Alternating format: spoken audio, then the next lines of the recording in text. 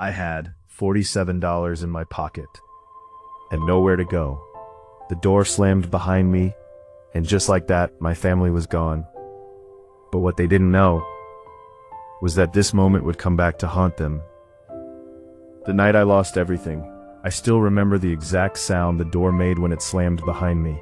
A sharp, final crack, like something breaking that could never be fixed again. It was raining that night, not the soft kind that feels poetic. It was cold, heavy, relentless rain, the kind that soaks through your clothes in seconds and makes you question every decision that brought you there. And there I was, standing on the porch of the house I grew up in, with a single duffel bag at my feet. "Don't come back," my father had said. Not yelled, not screamed, said. That's what made it worse. My mother didn't stop him. She stood behind him, arms crossed, eyes cold, like I was a stranger who had overstayed his welcome. I wasn't just being thrown out. I was being erased. What did I do? That's the part people always ask. What did you do to deserve that? The truth? I didn't follow the plan. My father had everything mapped out. Business school, join his company, work my way up, take over someday. Simple, clean, predictable. But I wanted something else. I wanted to build something of my own. A startup, a risky one, tech-based, no guarantees, no safety net. To him, that wasn't ambition. That was rebellion. You're throwing your life away, he told me weeks before that night. No, I said, I'm trying to build my own. That conversation didn't end well. None of them did after that. The breaking point. The final fight happened over something small. It always does. I had turned down a job offer from one of his partners. A high-paying, comfortable position. The kind most people would kill for. To him, it was disrespect. To me, it was a trap. You think you're smarter than everyone? He snapped. No, I said. I just want to try. Try, he laughed, but there was no humor in it. You don't try with life. You follow what works. I'm not you. That's when the room went silent. Dead silent. She already knew what was coming. My father stepped closer, his voice dropping low. Then maybe you shouldn't live under my roof. And just like that, it was decided. No safety net. I thought it was just another threat. It wasn't. Within an hour, my bags were packed. No long goodbye, no emotional moment, no second chances, just a door closing behind me. I stood there for a while, staring at it, waiting, hoping it would open again. It didn't. The first night, I didn't have a plan. That's the honest truth. I had some savings, not much, a few contacts, a half-built idea for a startup that barely existed beyond my laptop, and nowhere to go. I ended up at a cheap motel on the edge of town, the kind with flickering lights and a front desk clerk who doesn't ask questions. The room smelled like damp carpet and old smoke, but it had a bed. That was enough. I sat there, soaked clothes still clinging to my skin, staring at my phone. No messages, no calls, no one checking if I was okay. That's when it hit me. I wasn't just alone, I was on my own. Rock bottom comes fast. The next few weeks blurred together. I burned through my savings faster than I expected. Food, rent, basic expenses, it all added up. I applied for jobs I didn't want, got rejected from most, took a few temporary gigs just to survive. At night, I worked on my idea, a platform designed to help small businesses manage their operations digitally. Complicated in execution, but I believed in it. That belief was the only thing I had left. Doubt creeps in. There were nights I almost gave up. Actually, not almost. I did give up. More than once. I'd sit there staring at my laptop, exhausted, broke, hungry, thinking maybe they were right. Maybe I made a mistake. Maybe I should go back. But then I'd remember the look on my father's face. Not anger, disappointment, like I had already failed. And something inside me refused to accept that. A small break. It didn't happen overnight. Nothing does. But one day something shifted. I met a guy named Marcus at a co-working space I could barely afford. He was older, sharp, the kind of person who sees potential before it's obvious. He noticed what I was working on. You built this, he asked. Trying to, I said. Tough ones. Then he leaned back and said something that stuck with me. This isn't bad. Not amazing. Not brilliant. But not bad. At that point, that was everything. The first real opportunity, Marcus introduced me to someone. An investor. Not a big one. Not the kind you read about in headlines. But someone willing to listen. I walked into that meeting with nothing but a prototype and a story. And I told the truth. No exaggeration, no fake confidence. Just the reality of where I was and what I was trying to build. At the end, the investor looked at me and said, "You're not ready." My heart dropped. Then he added, "But you're close." The turning point. He didn't give me money.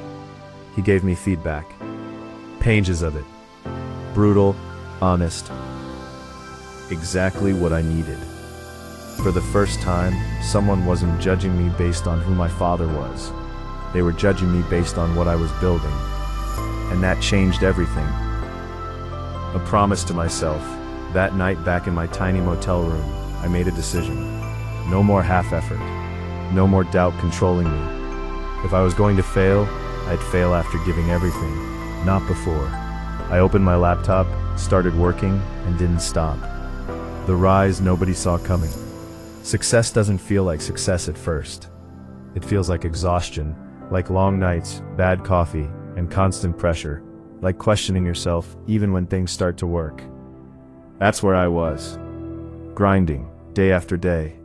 No spotlight, no recognition, just progress.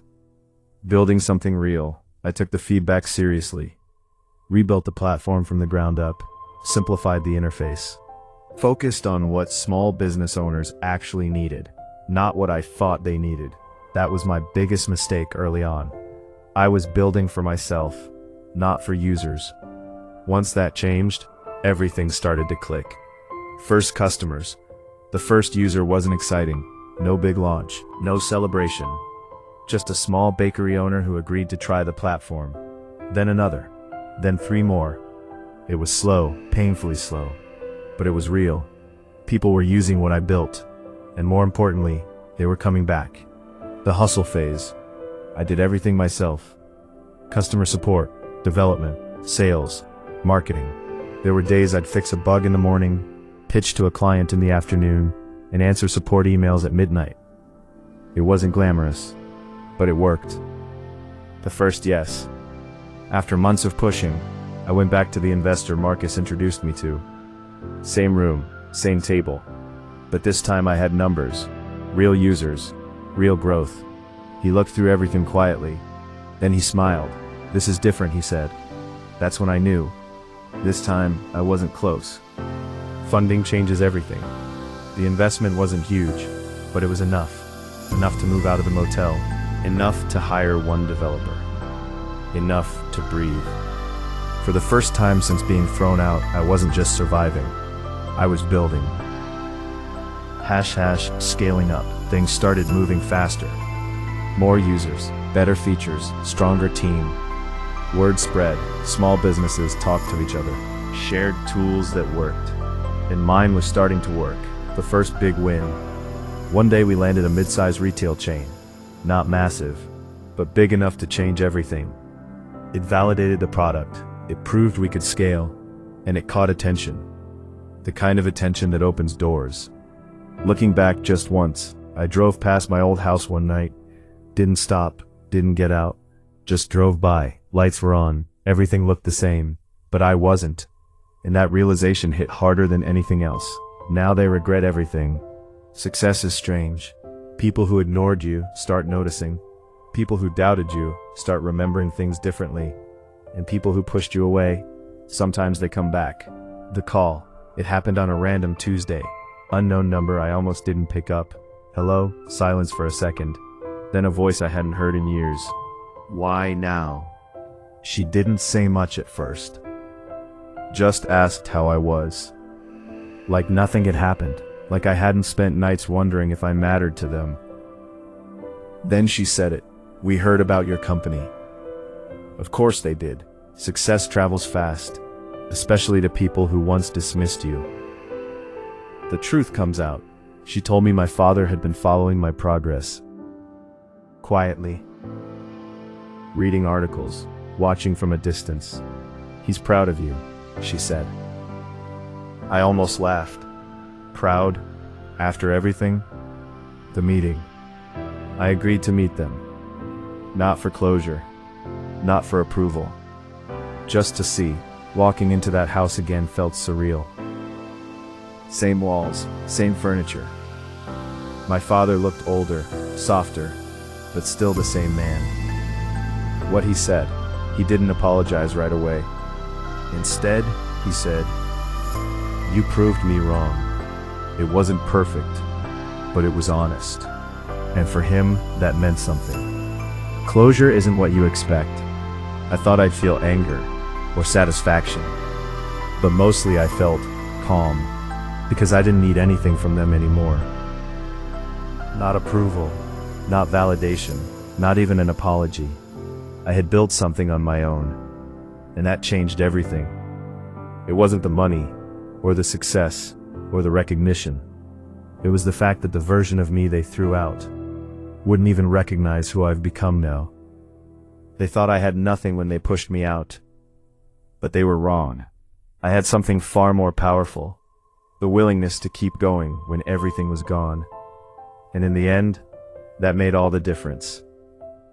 Thanks for watching. Subscribe for more real story.